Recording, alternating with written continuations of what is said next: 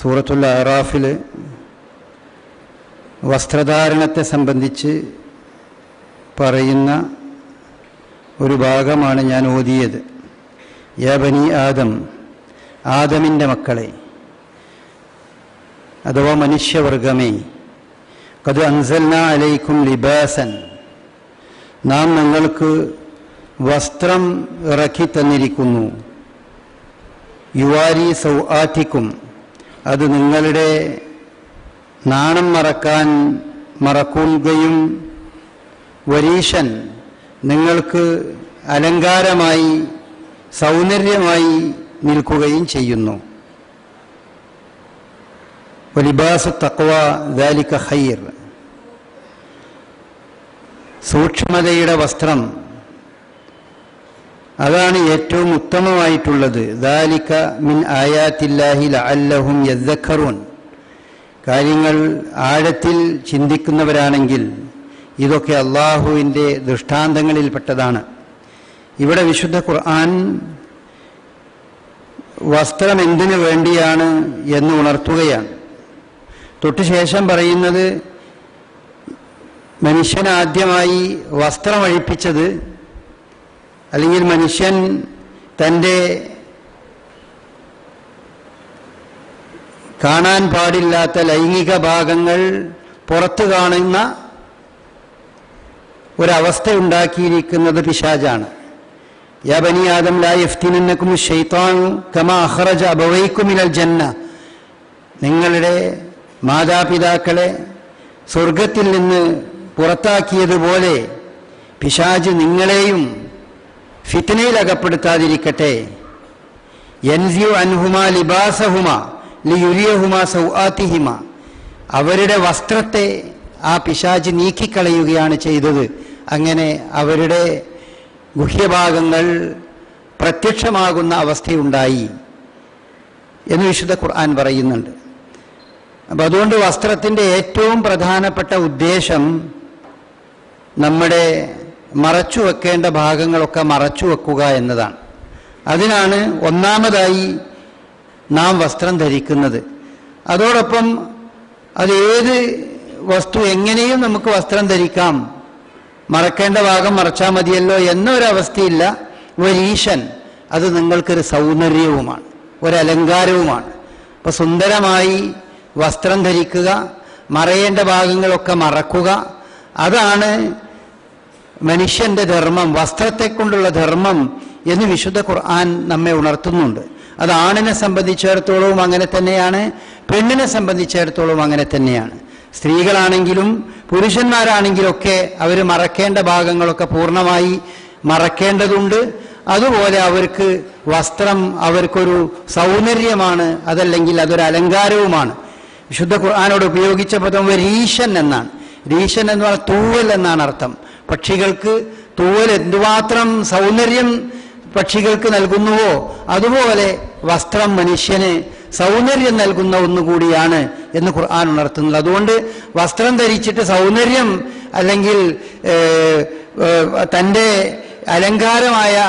അലങ്കാരം പുറത്തൊന്നും കാണാത്ത രീതിയിൽ സൗന്ദര്യമൊന്നും പുറത്ത് കാണാൻ പാടില്ല വസ്ത്രം ധരിച്ചാൽ എന്ന ഒരു കൺസെപ്റ്റ്, എന്നൊരു ചിന്ത, അത് ഇസ്ലാം നമ്മുടെ മുമ്പിൽ വെക്കുന്നില്ല. നമുക്ക് സുന്ദരമായ രീതിയിൽ വസ്ത്രം ധരിക്കണം. അതോടൊപ്പം അതിൻ്റെ ഏറ്റവും പ്രധാനപ്പെട്ട ദൗത്യം മറയേണ്ട ഭാഗങ്ങളൊക്കെ ശരിക്കും മറയണം എന്നതാണ്.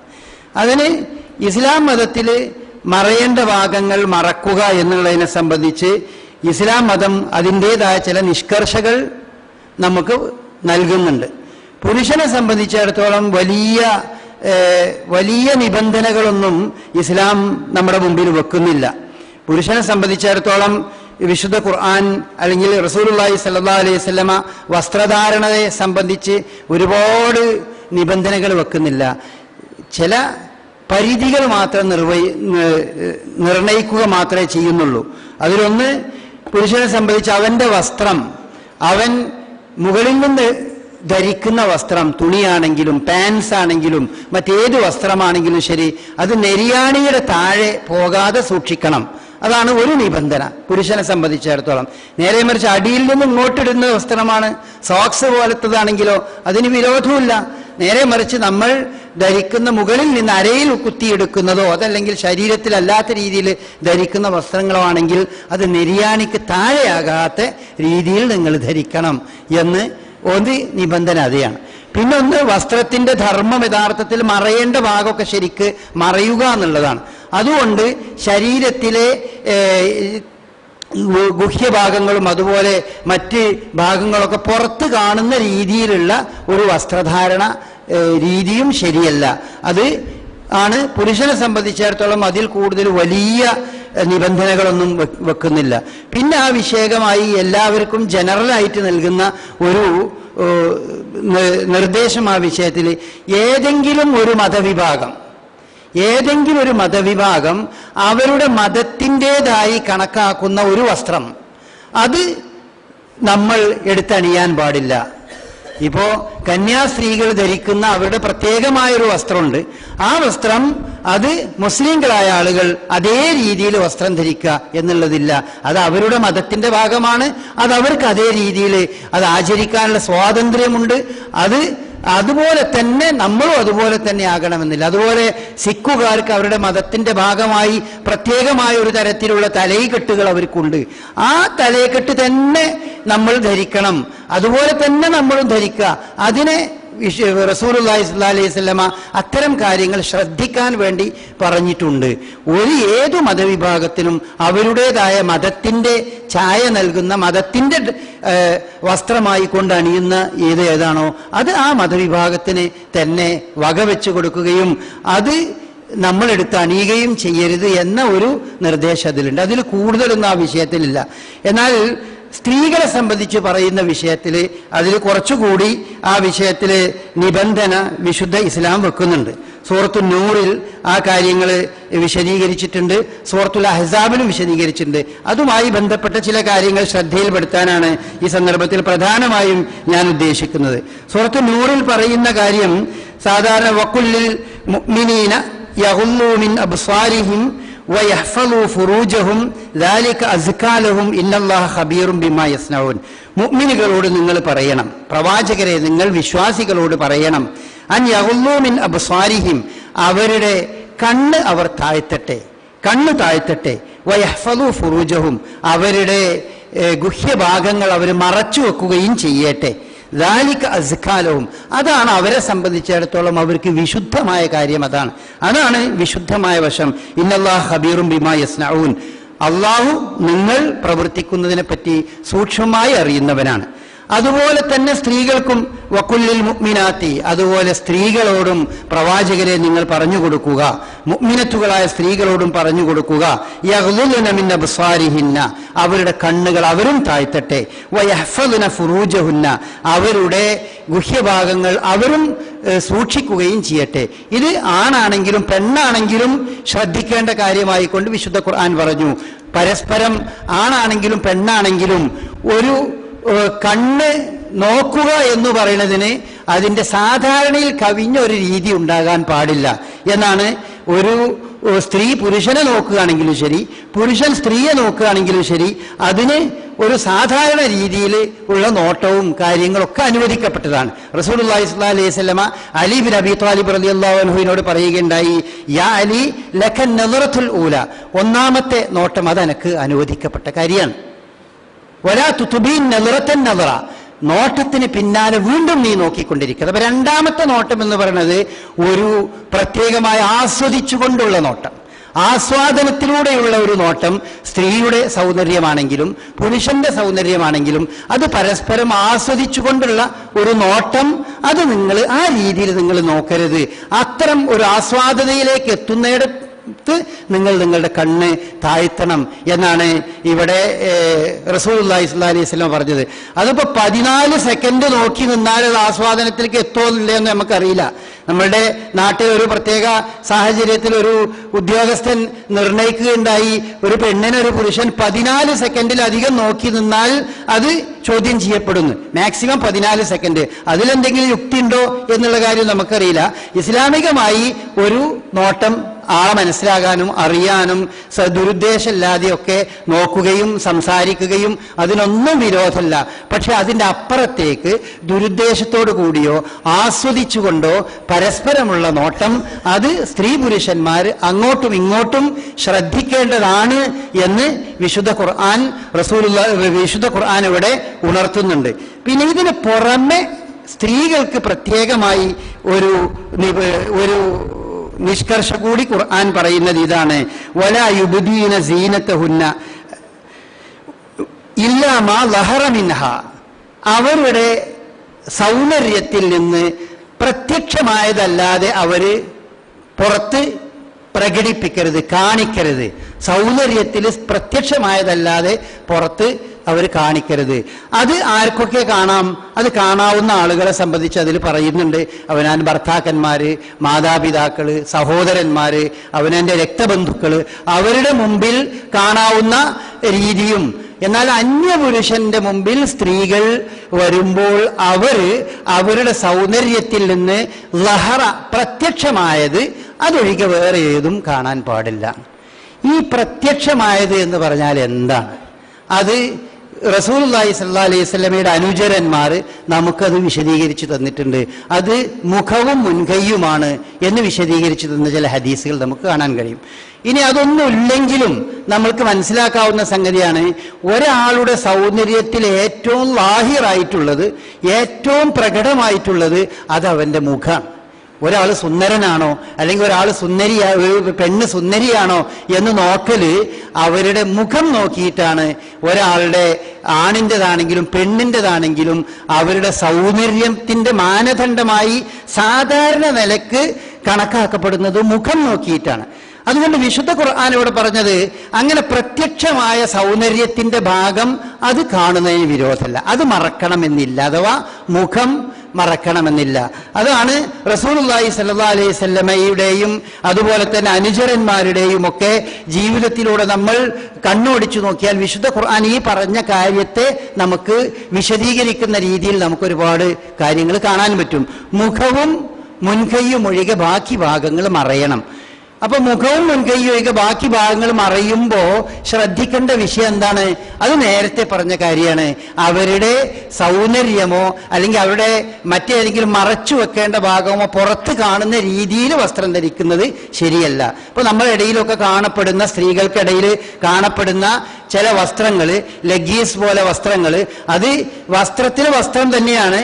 പക്ഷെ ശരീരത്തിൽ പെയിന്റ് ധരിച്ചാൽ ഒരു പെയിന്റ് ഇട്ടതുപോലെ ഒരു വർണ്ണം ചാർത്തിയതുപോലെ തോന്നുന്ന, എന്നാൽ അവരുടെ സൗന്ദര്യത്തെ കൂടുതൽ പൊലിമയോടുകൂടി ശരീരത്തിൽ ഓരോ അവയവങ്ങളെയും മറ്റുള്ളവരുടെ മുമ്പിൽ പ്രകടമാകുന്ന ഒരു രീതിയാണ്. ആ സൗന്ദര്യ പൊലിമ കാണിക്കുന്ന രീതിയിലുള്ള വസ്ത്രങ്ങൾ ഒഴിവാക്കണം എന്ന് തന്നെയാണ് വിശുദ്ധ ഖുർആനും പ്രവാചകനും നമ്മെ ഉണർത്തുന്ന കാര്യം. അതാണ്. അപ്പൊ അതുകൊണ്ട് സ്ത്രീകള് മുഖവും മുൻകൈയും ഒഴികെ ബാക്കി എല്ലാ ഭാഗങ്ങളും മറക്കേണ്ടതാണ് എന്നതാണ് ഈ ആയത്തിന് വിശദീകരിച്ചുകൊണ്ട് ഫുഖഹാക്കളൊക്കെ, കർമ്മശാസ്ത്ര പണ്ഡിതന്മാരിൽ ബഹുഭൂരിപക്ഷം ആളുകളും ഈ ആയത്തിനെ വിശദീകരിച്ചുകൊണ്ട് ആ കാര്യം പറഞ്ഞിട്ടുള്ളത്. സഹാബാക്കളിൽ നിന്നും ചില റിപ്പോർട്ടുകളിൽ നമുക്ക് അങ്ങനെ തന്നെ കാണാൻ കഴിയും. ഭാഷാ പ്രയോഗത്തിൽ നിന്നും നമുക്ക് മനസ്സിലാകുന്നത് സൗന്ദര്യത്തിന്റെ ഏറ്റവും പ്രകടമായ രൂപം അത് മറക്കാതിരിക്കാം എന്ന് അള്ളാഹുവിന്റെ റസൂല് അല്ലെങ്കിൽ വിശുദ്ധ ഖുർആൻ നമുക്ക് അനുവാദം, സ്ത്രീകൾക്ക് അനുവാദം നൽകിയിട്ടുള്ളതാണ്. അതുകൊണ്ട് തന്നെ ആയിരിക്കണം വിശുദ്ധ ഖുർആൻ അതിൻ്റെ നേരെ തൊട്ടുമുകളിൽ പറഞ്ഞത്, നിങ്ങൾ കണ്ണുകൾ താഴ്ത്തുക. ആണായാലും പെണ്ണായാലും പരസ്പരം തൻ്റെ നോട്ടം ഒരു രണ്ടാം ഘടയിലേക്ക് എത്തുന്നു എന്ന് തോന്നുകയാണെങ്കിൽ നിങ്ങൾ കണ്ണ് താത്തി പോകാൻ വിശുദ്ധ ഖുർആൻ ഇവിടെ ഉണർത്തുന്നുണ്ട്. നമ്മളിടയിൽ ഇപ്പോ അടുത്ത കാലത്ത് കൂടുതലായും കാണുന്ന ഒരു പ്രവണതയാണ് മുഖവും കൂടി സ്ത്രീകൾ മറക്കുന്ന രീതി.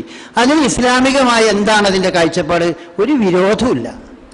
ഒരു സ്ത്രീക്ക് തൻ്റെ മുഖം മറക്കണം എന്ന് താല്പര്യമുണ്ടെങ്കിൽ അങ്ങനെ മുഖം മറക്കുന്നതിന് യാതൊരു വിരോധവും ഇസ്ലാം മതത്തിൻ്റെ പ്രമാണങ്ങൾ നോക്കിയാൽ നമുക്ക് കാണാൻ കഴിയും. എവിടെയും മുഖം മറക്കരുത് എന്ന് എവിടെയും പറഞ്ഞിട്ടില്ല. ഒരു വിരോധവും ആ വിഷയത്തിലില്ല. മാത്രമല്ല, സഹാബ വനിതകളുടെ കാര്യം എടുത്തു നോക്കിയാലും റസൂലുള്ളാഹി സ്വല്ലല്ലാഹു അലൈഹി വസല്ലമയുടെ പത്നിമാരെടുത്തു നോക്കിയാലും അവരിലൊക്കെ മുഖം മറക്കുന്നവരും അവരുടെ കൂട്ടത്തിലുണ്ടായിരുന്നു. ആയിഷ റളിയല്ലാഹു അൻഹ മുഖം മറക്കുന്നവരുടെ കൂട്ടത്തിലായിരുന്നു.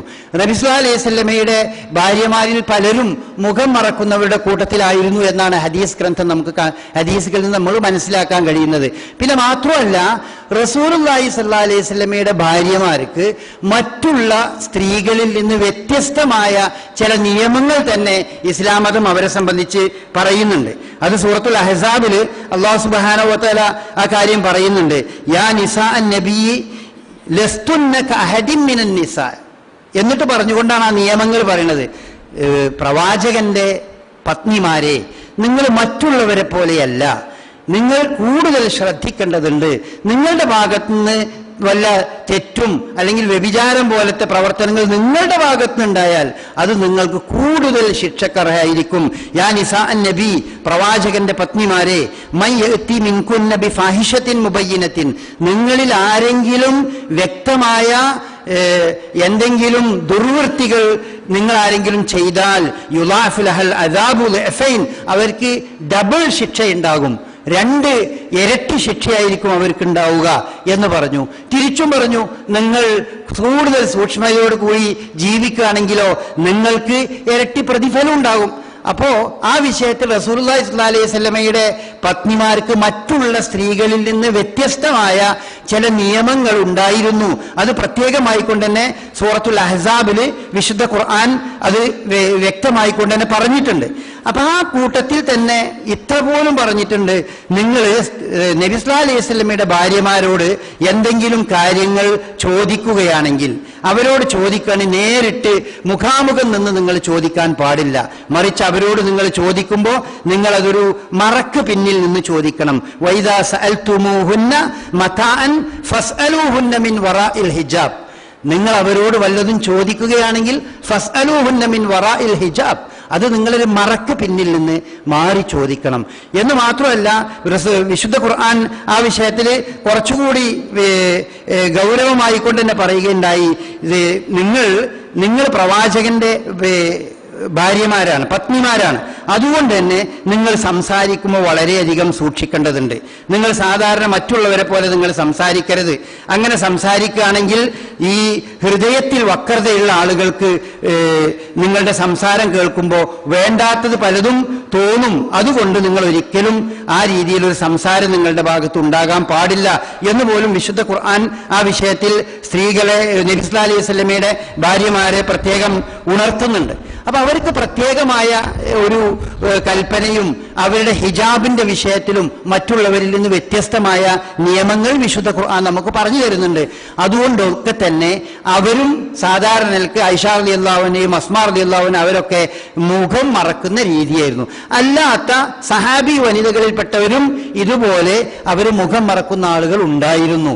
അങ്ങനെ മുഖം മറക്കുക എന്ന് പറഞ്ഞത് അത് അനുവദിക്കപ്പെട്ട ഒരു വിഷയം തന്നെയാണ്. സ്ത്രീകൾക്ക് അതൊരു വലിയ ഒരു പഴഞ്ചനായി നമ്മൾ കണക്കാക്കേണ്ടതും അങ്ങനത്തെ വിഷയമല്ല. അതൊരു വലിയ പുതിയ ബിദഅത്തായിട്ടാണ് ചില ആളുകൾ കാണുന്നത്. അങ്ങനെയല്ല. പക്ഷെ ഇസ്ലാം മതത്തിൽ സ്ത്രീകളോട് മുഖം മറക്കേണ്ടതുണ്ട് എന്ന് എവിടെയെങ്കിലും നിഷ്കർഷിക്കുന്നുണ്ടോ? അങ്ങനെ ഉണ്ട് എന്നാണ് പല പണ്ഡിതന്മാരും പറയുന്നത്. പക്ഷെ ആ പറയുന്നത് തെറ്റാണ്. ഇസ്ലാം മതത്തിൽ എവിടെയും ഒരു സ്ത്രീയോട് മുഖം മറക്കണം എന്ന് റസൂലുള്ളാഹി സ്വല്ലല്ലാഹു അലൈഹി വസല്ലമയോ അതല്ലെങ്കിൽ സഹാബ കിറാമിൽ നിന്നോ അതല്ലെങ്കിൽ വിശുദ്ധ ഖുർആനിൽ നിന്നോ അങ്ങനെയൊന്ന് നമുക്ക് കാണാൻ സാധ്യമല്ല. റസൂലുള്ളാഹി സ്വല്ലല്ലാഹു അലൈഹി വസല്ലമയുടെ മുമ്പിൽ പല പ്രാവശ്യവും പല സ്ത്രീകളും മുഖം തുറന്നിട്ടുകൊണ്ട് തന്നെ റസൂലിന്റെ മുമ്പിൽ വന്നിട്ടുണ്ട്. അവരിൽ ഏതെങ്കിലും ഒരു സ്ത്രീയോട് റസൂലുള്ളാഹി സ്വല്ലല്ലാഹു അലൈഹി വസല്ലമ നീ മുഖം മറക്കാതെ വരല്ലേ എന്ന് റസൂലുള്ള നിർദ്ദേശിച്ചതേ നമുക്ക് കാണാൻ കഴിയില്ല. എവിടെയും നമുക്ക് കാണാൻ കഴിയില്ല. അപ്പം മുഖം മറക്കുക എന്ന് പറയുന്നത് ഐച്ഛികമായൊരു കാര്യമാണ്. ഒരാൾക്ക് വേണമെങ്കിൽ അങ്ങനെ ചെയ്യാം. പക്ഷെ അത് നിർബന്ധമാണ്. മുഖം തുറന്നിടുക എന്ന് പറയുന്നത് ഹറാമാണ് എന്ന് പോലും വിശ്വസിക്കുന്ന, എന്ന് പോലും പ്രചരിപ്പിക്കുന്ന ധാരാളം ലേഖനങ്ങളും അങ്ങനെ ധരിക്കുകയും ചെയ്യുന്ന ധാരാളം ആളുകളുണ്ട്. വിശുദ്ധ ഖുർആനോ അല്ലെങ്കിൽ സഹാബാക്കളുടെ ചരിത്രമോ അല്ലെങ്കിൽ ഹദീസുകളോ അതിനൊരിക്കലും പിന്തുണ നൽകുന്നില്ല. അതിന് മറ്റൊരു കാര്യം അതിൽ മനസ്സിലാക്കേണ്ടത്, ഒരു സ്ത്രീ ഹജ്ജിന് ഇഹ്റാമിൽ പ്രവേശിക്കുകയാണെങ്കിൽ ആ സ്ത്രീക്ക് മുഖാവരണം ധരിക്കാൻ പാടില്ല. അതായത്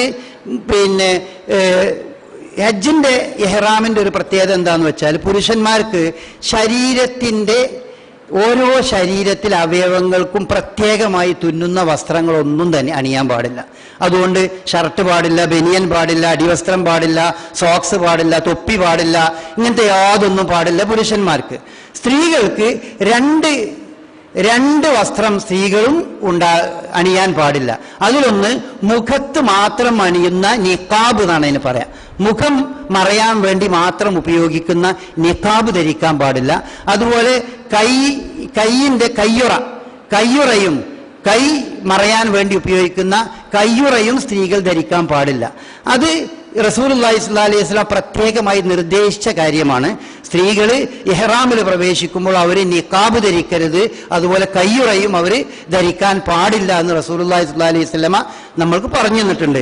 പക്ഷെ അതിൻ്റെ അർത്ഥം സഹാബാക്ക് വനിതകൾ തന്നെ അവരുടെ പല സന്ദർഭങ്ങളിലും മുഖം മറച്ച് ശീലിച്ച പല സ്ത്രീകൾ, റസൂലുള്ളാഹി സ്വല്ലല്ലാഹി അലൈഹി വസല്ലമയുടെ ചില ഭാര്യമാര്, അവരൊക്കെ ഹജ്ജിന് പോണ സമയത്തും അവര് മുഖത്ത് മാത്രം വസ്ത്രം ധരിക്കില്ലെങ്കിൽ പലപ്പോഴും മുഖം ഇങ്ങനെ മറച്ചു വെക്കാറുണ്ടായിരുന്നു എന്നൊക്കെ ഹദീസിൽ നമുക്ക് കാണാൻ കഴിയും. പക്ഷേ മുഖം മറക്കാതെ ധാരാളം സ്ത്രീകൾ ഹജ്ജ് സന്ദർഭത്തിൽ ഹജ്ജിന് പ്രവേശിച്ചിട്ടുണ്ട്. റസൂലുള്ളാഹി സ്വല്ലല്ലാഹി അലൈഹി വസല്ലമയുടെ കാലത്ത് പ്രസിദ്ധമായൊരു ഹദീസ് ഉണ്ട്, ഫളുൽ ബിൻ അബ്ബാസ് റളിയല്ലാഹു അൻഹുവിന്റെ ഹദീസ്.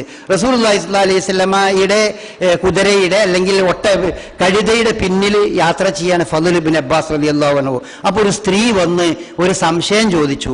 അപ്പൊ ആ സ്ത്രീയെ ഈ ഫളുൽ ഇങ്ങനെ നോക്കിക്കൊണ്ട് നിന്നപ്പോൾ റസൂലുള്ളാഹി സ്വല്ലല്ലാഹി അലൈഹി വസല്ലം തല ഇടത്തോട്ട് മറുഭാഗത്തേക്ക് തിരിച്ചു. പിന്നെ വീണ്ടും റസൂലുള്ളാഹി സ്വല്ലല്ലാഹി മുമ്പിൽ തന്നെ ഈ ഫളുൽ ബിൻ അബ്ബാസ് വീണ്ടും തിരിഞ്ഞു നോക്കിയപ്പോൾ വീണ്ടും നബി തല അങ്ങോട്ട് മാറ്റി നിർത്തി. ആ സ്ത്രീ മുഖം മറച്ചിട്ടുണ്ടായിരുന്നില്ല എന്നാ. മുഖം മറക്കാത്തൊരു സ്ത്രീയാണ്. റസൂൽ ആ സ്ത്രീയോട് നീ മുഖം മറക്കണം എന്ന് പറഞ്ഞിട്ടില്ല.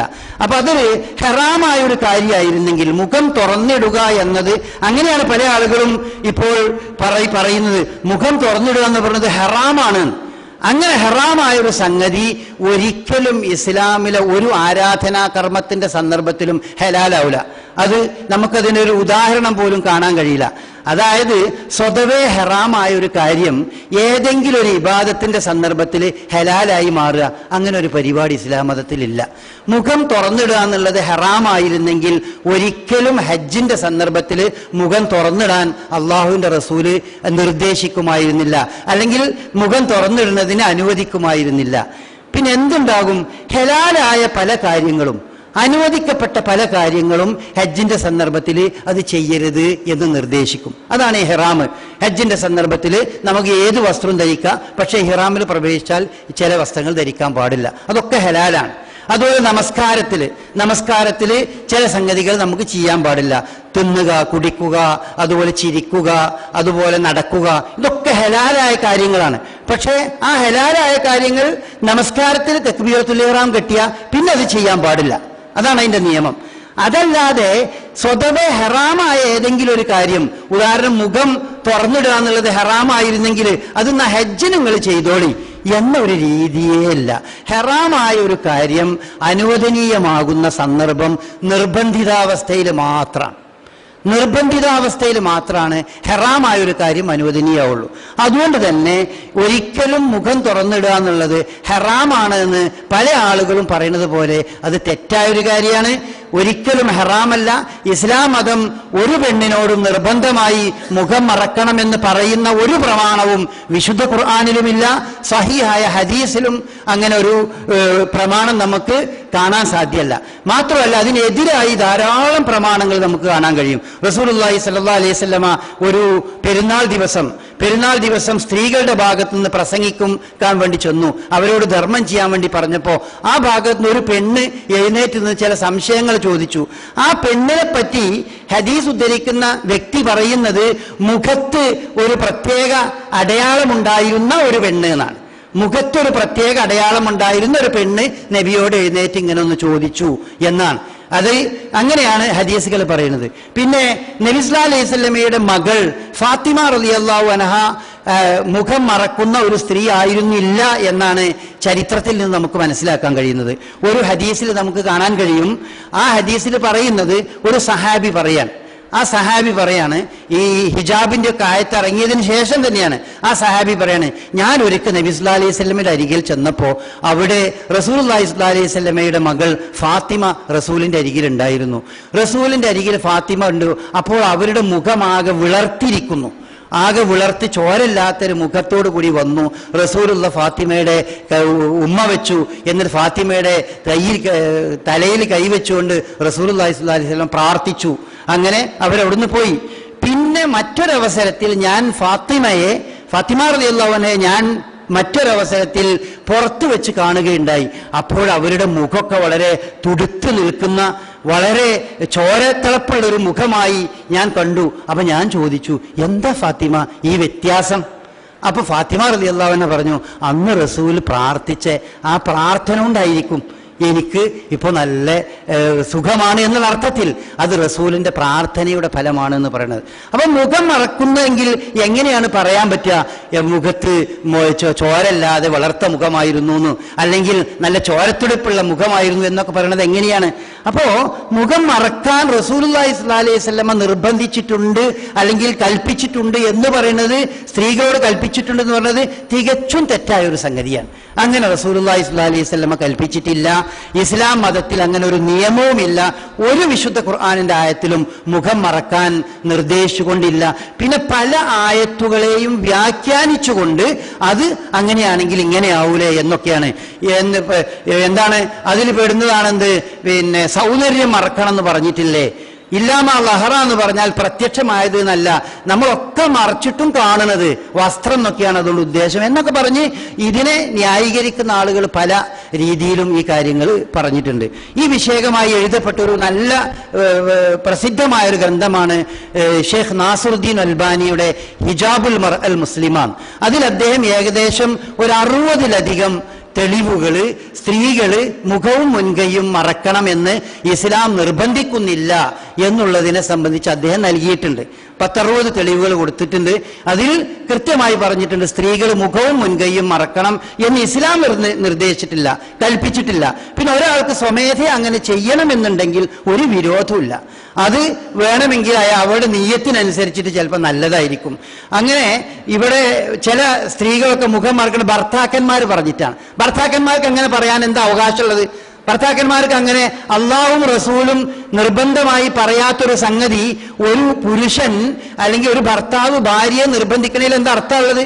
ഭർത്താവിന് പറയാ, എനിക്ക് നീ മുഖം മറക്കണതാണ് ഇഷ്ടം എന്ന് വേണമെങ്കിൽ പറയാം. ആ ഇഷ്ടത്തെ മാനിച്ചുകൊണ്ട് പെണ്ണിന് വേണമെങ്കിൽ മുഖം മറക്കാന്നുള്ളത് ശരിയാണ്. പക്ഷെ മുഖം മറക്കാൻ ഒരു താല്പര്യമില്ലാത്ത സ്ത്രീകളെ ഭർത്താക്കന്മാര് വളരെയധികം കണിശമായി മുഖം മറക്കണം എന്ന് നിർബന്ധിക്കുക. അതുപോലെ ചെറിയ ചെറിയ കുട്ടികളെ തന്നെ ചെറുപ്പം മുതൽ തന്നെ മുഖം മറപ്പിക്കുക, ഇതൊക്കെ ഇസ്ലാം മതത്തിൽ അള്ളയും റസൂലും കൽപ്പിച്ചിട്ടുള്ള എന്തോ ഒരു കാര്യമാണ് എന്ന് മറ്റുള്ളവരുടെ മുമ്പിൽ കാണിക്കുന്ന രീതിയിൽ അങ്ങനെ ചെയ്യുന്നത് ശരിയല്ല. പരിശുദ്ധ ഇസ്ലാമിൽ അങ്ങനെ ഒരിക്കലും അള്ളാഹുവും പറഞ്ഞിട്ടില്ല, അള്ളാഹുവിന്റെ റസൂലും പറഞ്ഞിട്ടില്ല. പിന്നെ പണ്ഡിതന്മാരിൽ പലരും, പ്രത്യേകിച്ചും അറബി പണ്ഡിതന്മാര്, അവരുടെ സംസ്കാരത്തിന്റെ ഭാഗം അങ്ങനെയാണ്. പണ്ട് മുതലേ മുഖവും അതുപോലെ മറ്റു ഭാഗങ്ങളും മറക്കുന്ന സമ്പ്രദായമാണ് മുസ്ലിം ലോകത്ത് പൊതുവിൽ സ്ത്രീകൾ സ്വീകരിക്കുന്നത്. അങ്ങനെയാണ് ഉത്തരേന്ത്യൻ ഭാഗങ്ങളിൽ അങ്ങനെയാണ്, അഫ്ഗാൻ ഭാഗങ്ങളിൽ അങ്ങനെയാണ്, സൗദി അറേബ്യയിലെ ഭാഗങ്ങളിൽ അങ്ങനെയാണ്, പല ഭാഗങ്ങളിലും നമുക്ക് അങ്ങനെ കാണാൻ കഴിയും. പക്ഷെ അതാണ് ഇസ്ലാം മതം നമ്മളോട് കൽപ്പിച്ചത് എന്ന് പറയണമെങ്കിൽ അതിന് ഖുർആനിൽ നിന്നോ ഹദീസിൽ നിന്നോ വ്യക്തമായ തെളിവ് വേണം. അല്ലാതെ ഏതെങ്കിലും തെളിവുകൾ അങ്ങോട്ടും ഇങ്ങോട്ടും വ്യാഖ്യാനിച്ച് അതിൽ നിന്ന് അതുകൊണ്ട് ഇങ്ങനെ കിട്ടൂലേ അങ്ങനെ കിട്ടൂലേ എന്ന് പറയുന്നതിലൊന്നും യാതൊരു അർത്ഥമില്ല. പിന്നെ റസൂലുള്ളാഹി സ്വല്ലല്ലാഹു അലൈഹി വസല്ലമയുടെ ഭാര്യമാരെ സംബന്ധിച്ച് പ്രത്യേകം വിശുദ്ധ ഖുർആൻ പറഞ്ഞതാണ്, നിങ്ങൾ ഒരു മറക്ക് പിന്നിൽ നിന്ന് കാര്യങ്ങൾ ചോദിക്കണം. മറക്ക് പിന്നിൽ നിന്ന് കാര്യങ്ങൾ ചോദിക്കണമെന്ന് റസൂലുള്ളാഹി സ്വല്ലല്ലാഹി അലൈഹി വസല്ലമയുടെ ഭാര്യമാരോട് പ്രത്യേകം പറഞ്ഞ കാര്യമാണ്. അത് മുസ്ലിങ്ങളായ എല്ലാ സ്ത്രീകളും അങ്ങനെ തന്നെ പാലിക്കണം എന്ന് പറയുന്നത് അത് ശരിയല്ല. റസൂലുള്ളാഹി സ്വല്ലല്ലാഹി അലൈഹി വസല്ലമയുടെ ഭാര്യമാർക്ക് പറഞ്ഞ സംഗതി മുസ്ലിം സ്ത്രീകൾക്കും കൂടി ബാധിക്കുന്ന സംഗതികൾ വ്യക്തമായി വിശുദ്ധ ഖുർആൻ തന്നെ പറഞ്ഞിട്ടുണ്ട്. സൂറത്തുൽ അഹ്സാബിൽ പറയുന്നു, യാ അയ്യുഹൻ നബി, പ്രവാചകരെ, കുല്ലി അസ്വാജിക, നിങ്ങളുടെ ഭാര്യമാരോട് നിങ്ങൾ പറയുക, വ ബനാത്തിക, നിങ്ങളുടെ പെൺകുട്ടികളോടും പറയുക, വ നിസാഇൽ മുഅ്മിനീൻ, മുഅ്മിനുകളുടെ സ്ത്രീകളോട് നിങ്ങൾ പറയുക, യുദ്നീന അലൈഹിന്ന മിൻ ജലാബീബിഹിന്ന, അവരുടെ മൂടുപടം അവർ താഴ്ത്തിയിടട്ടെ.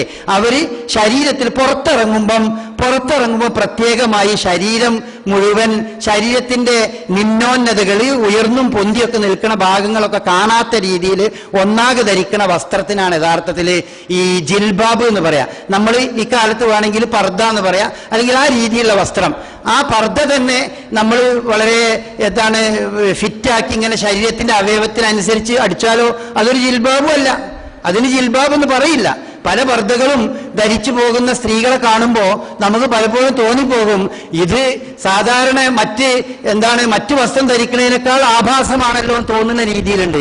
ശരീരത്തിന്റെ എല്ലാ ഭാഗങ്ങളും തെളിഞ്ഞ് അല്ലെങ്കിൽ വ്യക്തമായി കാണുന്ന രീതിയിൽ വസ്ത്രം ധരിക്കുക. അങ്ങനെയല്ല. ജിൽബാബ് എന്ന് പറഞ്ഞാൽ സാധാരണ ധരിക്കുന്ന വസ്ത്രത്തിന് പുറത്തേക്ക് ഇറങ്ങുമ്പോൾ തൻ്റെ സൗന്ദര്യ ഭാഗങ്ങൾ കാണാത്ത രീതിയിൽ അവർ ധരിക്കുന്ന വസ്ത്രമാണ്. ആ വസ്ത്രം ധരിക്കാൻ വേണ്ടി നിങ്ങൾ നിർദ്ദേശിക്കുക.